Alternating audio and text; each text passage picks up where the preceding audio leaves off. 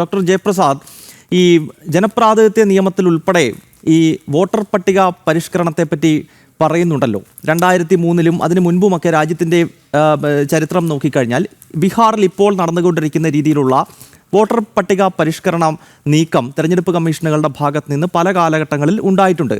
അതിനെ കോൺഗ്രസ് ഇത്രത്തോളം വിമർശിക്കുകയും ഇത് ഭരണഘടനാ വിരുദ്ധമാണ് എന്ന നിലയിലേക്കൊക്കെ കാര്യങ്ങൾ കൊണ്ടുപോകുകയും ജനങ്ങൾക്കിടയിൽ ഒരു കൺഫ്യൂഷൻ ഉണ്ടാക്കുന്ന രീതിയിലുള്ള ആശയപ്രചരണം നടത്തുകയും ഒക്കെ ചെയ്യുന്നത് എത്രത്തോളം അപകടകരമാണ്? താങ്കൾ എങ്ങനെയാണ് ഈ വിഷയത്തെ വിശകലനം ചെയ്യുന്നത്? ലോകത്തിലെ ഏറ്റവും വലിയ ജനാധിപത്യ രാജ്യമായ ഭാരതത്തിൻ്റെ ജനാധിപത്യ പ്രക്രിയ എന്ന് പറയുന്നത് വളരെ സുതാര്യമായ ഒരു ഇലക്ഷൻ പ്രോസസ്സുള്ള രാജ്യമാണ്.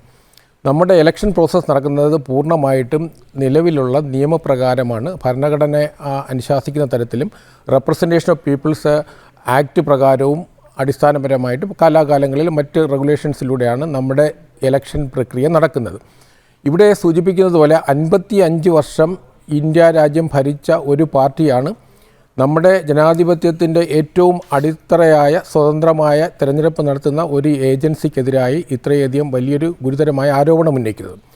ഇത് ഞാൻ മനസ്സിലാക്കുന്നത് നമ്മുടെ രാജ്യത്തിൻ്റെ ജനാധിപത്യ പ്രക്രിയയെ അവഹേളിക്കുന്നതിന് വേണ്ടിയിട്ടുള്ളൊരു ക്യാമ്പയിനിങ് ആണ്. അതിനൊരു ഉദാഹരണം ഞാൻ പറയുന്നത് 2017 മുതൽ 2024 വരെ ശ്രീ രാഹുൽ ഗാന്ധി ഇലക്ഷൻ മെഷീനെ അട്ടിമറിച്ചുകൊണ്ടാണ് BJP ഗവൺമെൻറ് വന്നതെന്നോ അല്ലെങ്കിൽ ആ തരത്തിലുള്ള ഇലക്ഷൻ മെഷീനായിരുന്നു പ്രൈം ഫോക്കസ്. 42 കേസുകളാണ് സുപ്രീം കോടതിയിൽ ഇലക്ഷൻ EVM-നെതിരായിട്ട് പോകുന്നത്. 2013 സുബ്രഹ്മണ്യം സ്വാമിയാണ് തുടക്കം കുറിച്ചത്. അതിനുശേഷം 2024 ഒരു അമേരിക്കൻ ബേസ്ഡ് ആയിട്ടുള്ള ഒരു ഇന്ത്യൻ ആയിട്ടുള്ള ഒരു ഇവാഞ്ചലിസ്റ്റ് PA പോളാണ് ലാസ്റ്റിലെ പെറ്റീഷൻ കൊടുക്കുന്നത്. അപ്പം ഇന്ന് EVM-നെ കുറിച്ച് പൂർണ്ണമായിട്ടും അവഗണിച്ചുകൊണ്ടാണ് വോട്ടേഴ്സ് ലിസ്റ്റിലേക്ക് വരുന്നത്. ഇനി നമുക്ക് വോട്ടേഴ്സ് ലിസ്റ്റിലേക്ക് വരാം. ഇന്ത്യയുടെ വോട്ടേഴ്സ് ലിസ്റ്റ് തയ്യാറാക്കുന്നത് വളരെ ഡീസെൻട്രലൈസ്ഡ് ആയിട്ടുള്ളൊരു വ്യവസ്ഥിതിയിലൂടെയാണ്.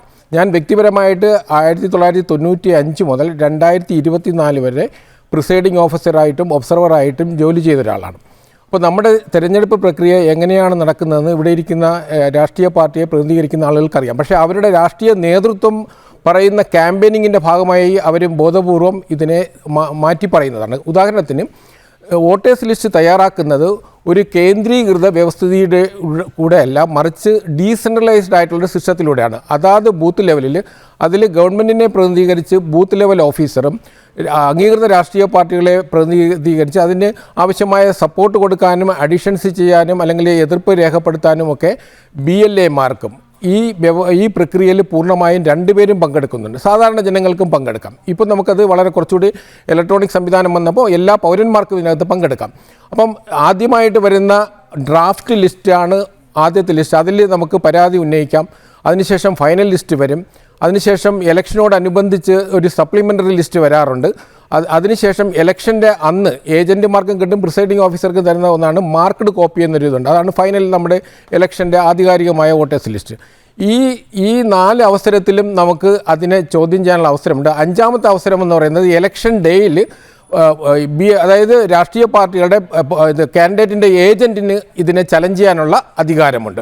അതിനുശേഷം ഭരണഘടന 229B പ്രകാരം 45 ദിവസത്തിനുള്ളിൽ ഹൈക്കോടതിയിൽ പരാതി നൽകാനുള്ള അവകാശവുമുണ്ട്. അപ്പം നമ്മുടെ തിരഞ്ഞെടുപ്പ് പ്രക്രിയ എന്ന് പറയുന്നത് ഒരു നിയതമായ ഒരു നിയമാവലിയുടെ അടിസ്ഥാനത്തിലാണ്. അപ്പോൾ ഇലക്ഷൻ കമ്മീഷൻ അതിനകത്ത് നിന്നേ പ്രവർത്തിക്കാൻ കഴിയുള്ളൂ. ഇപ്പോൾ ഉദാഹരണത്തിന് മാർച്ച് മാസത്തിൽ പരീക്ഷയാണ്. അപ്പോൾ ഞാൻ സ്വാഭാവികമായിട്ട് ആ ഒരു ആനുവൽ പരീക്ഷ നടക്കുമ്പോൾ 10 മാസം അല്ലെങ്കിൽ 8 മാസം പഠിച്ചിട്ടാണ് ഒരു കുട്ടി പോകുന്നത്. ഇപ്പോൾ ആ പരീക്ഷ കഴിഞ്ഞതിന് ശേഷം ഞാൻ പരീക്ഷ എഴുതാതിരിക്കുകയും പരീക്ഷ വ്യവസ്ഥയെ തള്ളിപ്പറയുന്നത് പോലെയാണ് രാഹുൽ ഗാന്ധി 6 മാസം എടുത്ത് പഠിച്ചിട്ട് ഇപ്പോൾ കുറ്റം പറയുന്നത്. യഥാർത്ഥത്തിൽ ഈ ഇലക്ഷൻ വോട്ടേഴ്സ് ലിസ്റ്റ് നിലവിൽ വന്ന കാലം മുതൽ ഇലക്ഷൻ കഴിഞ്ഞ് റിസൾട്ട് വന്ന് 45 ദിവസം വരെ ഈ പഠനം നടത്താമായിരുന്നു. മറ്റൊന്ന് 6 അടി പൊക്കമുള്ള ഒരു വോട്ടേഴ്സ് ലിസ്റ്റിൻ്റെ മുകളിൽ ഇരുന്നല്ല പഠിക്കേണ്ടത്. ബൂത്ത് ലെവൽ ഏജൻറ്റ് ഒരു അംഗീകൃത രാഷ്ട്രീയ പാർട്ടിയെ സംബന്ധിച്ചിടത്തോളം അതൊരു വിഷയമല്ല. എനിക്ക് തോന്നുന്നു കോൺഗ്രസിൻ്റെ സംഘടനാ സംവിധാനം ഇന്ന് ദേശവ്യാപകമായി പ്രധാന പല സംസ്ഥാനങ്ങളിൽ സംഘടനാ സംവിധാനമില്ല.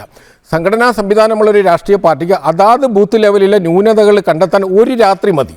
അതിന് 6 മാസം എടുത്ത് പഠിക്കേണ്ട ആവശ്യമില്ല. അതിന് ഒരു കോൺസ്റ്റിറ്റ്യുവൻസിയുടെ പൂർണ്ണമായ ലിസ്റ്റിൻ്റെ ആവശ്യമില്ല. ഒരു സംഘടിത രാഷ്ട്രീയ പാർട്ടിക്ക് ഓരോ ബൂത്തിലെയും അവരുടെ ഏജന്റുമാർ, അംഗീകൃത ഏജന്റ്, അത് ഇലക്ഷൻ കമ്മീഷന് കൊടുക്കുന്ന പേരാണ്. ജില്ലാ തലത്തിൽ അവരുടെ പേരുകളുണ്ട്. അത് തന്നെയാണ്. അതായത് തെരഞ്ഞെടുപ്പ് നടക്കുന്നതിന് മുൻപ് തന്നെ ഈ വോട്ടർ പട്ടിക വിശദമായി പഠിക്കാനും അത് പരിശോധിക്കാനും നമ്മുടെ സ്ഥാനാർത്ഥികൾക്കും രാഷ്ട്രീയ പാർട്ടികൾക്കും അവസരമുണ്ടെന്നിരിക്കെ ഇത്രത്തോളം സുതാര്യമായി നടക്കുന്ന ഒരു തെരഞ്ഞെടുപ്പിനെതിരെ തെരഞ്ഞെടുപ്പ് കഴിഞ്ഞ് വോട്ടെണ്ണൽ കഴിഞ്ഞ് വർഷങ്ങൾ കഴിഞ്ഞതിന് ശേഷം ഇത്തരം ആരോപണങ്ങൾ ഉന്നയിക്കുന്നത് ശരിയാണോ എന്ന പ്രസക്തമായ ചോദ്യം ഒരു ഭാഗത്ത് ഉയരുന്നുണ്ട്.